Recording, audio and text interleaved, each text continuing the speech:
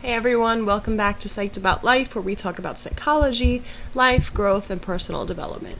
Today's video is all about forgiveness, how to forgive, and how to be forgiven or accept forgiveness. Now, it may not, in fact, it's not going to be easy, but we're going to start off by defining forgiveness so that we have a general sense of what it's all about, because some of us may not really know what forgiveness embodies. So it's good to know what it exactly is about, and also some ways and strategies that we can be more forgiving, become more forgiving, and let forgiveness become part of our lives, essentially. So forgiveness, it's really about letting go what doesn't serve us, letting go of that resentment, and that it cannot be changed. It's in the past for a reason. That really do not want to hold on to that. People think it's letting people get away with things, holding on to things. It's really just about letting it go. For some of us, it could even be closure. And forgiveness is essentially freedom. It's letting it happen, accepting that it happened. Not letting it happen per se, but just accepting that it happened and moving forward. That's the part that people, including myself, struggle with, is just going forward, like acknowledging it, accepting it, moving forward. And forgiveness could be you telling the person, I forgive you, in whichever way that you do it. It could be verbally, non-verbally, talking about the situation or matter to the person. But really, we don't want to hold on to that anger, that resentment, that sadness. We want to process it, of course, and then let it go. And there's so many benefits to forgiving. Forgiveness lets you take hold of the situation, be free. And when you are able to forgive someone, you can also forgive yourself. Like, it gets you into the habit of saying, okay, well, I did this and I forgive myself. It kind of gives you that jailbreak that gets us out of that victim mode. You can forgive and also not forget. So I'm not saying forget what the person did, forget the situation, forget the event, but essentially move forward from it. And don't let it hold you from seeking your true happiness, getting to your goals. You can't control everything people say or do. You just kind of have to acknowledge it, forgive, and move on. And I know that's easier said than done, but we will go over some sort of how-to, even though forgiveness could be as easy as saying, I forgive you, or not even telling the person, but just forgiving them. I suggest telling the person I forgive you, but I have to still stand firm that it hurt me, that I have to set healthy boundaries, and that's part of the how-to, is like setting those healthy boundaries. So we're going to get into a how-to. And forgiveness also helps your health. It helps your body, mind, and soul. It decreases that anger, that anxiety, depression, undue stress that also generates that increased heart rate and feeling of being out of control. You gain that control, you gain that freedom, you gain that access to that energy that is more freeing, more positive. It helps you also when you're exposed to stressful situations. It helps you gain that power back, experience stressful situations. In fact, that's really the gist of it, is just gaining that strength.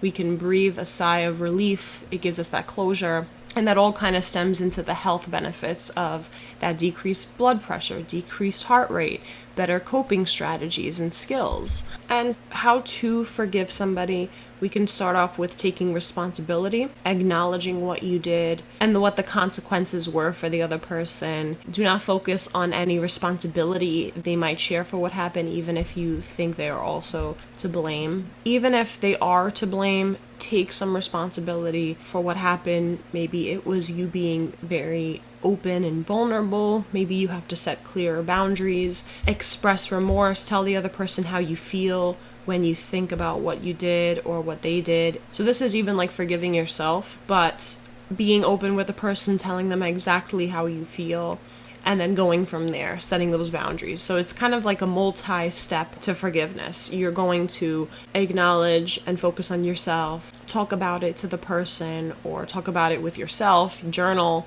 reflect, and then you're going to set those clear boundaries because, like I said, you can't control everything that happens, and that happens to you, but you can control how you feel, what's in that circle of control, what you say, what you do, what you think, and go from there. And in order to accept forgiveness, we can offer amends. Say you would like to make things better and ask the other person what might help. being clear with your communication, being open. And that's kind of how each of my videos relate, because we talk about clear and effective communication, and that can help you when you're wanting to be forgiven, wanting that forgiveness, wanting that closure, that better outcome. Maybe you can progress in the friendship and that deep connection with that person or relationship by being open with your communication, offering amends. Come prepared with a few ideas of your own. Describe how you plan to change your own behavior.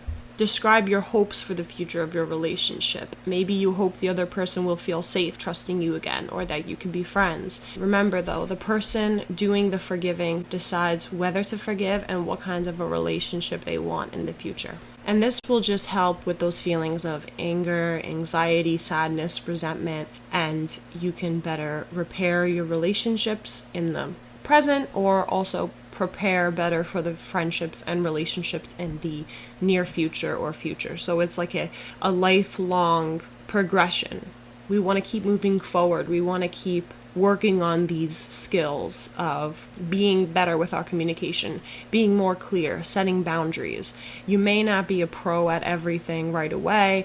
In fact, you probably won't. This is a lifelong or long-term journey of forgiveness, of working on your skills. It's not going to be, okay, I did it once, like that's it, I'm going to be awesome for every experience or everything that happens to me. No, I'll tell you right now, nope.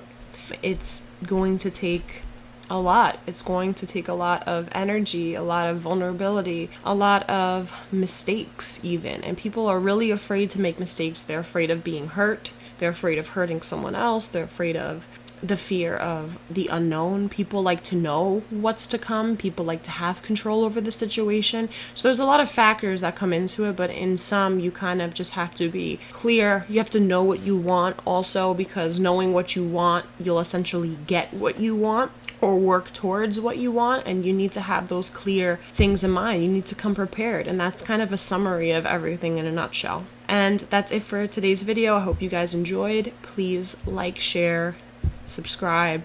Welcome if you're new here. I really appreciate you coming to my channel. I hope that this channel grows. I want this to be a very welcoming, nurturing community. It already is, in fact, but I'm just saying that for those that are new here, this is a safe space.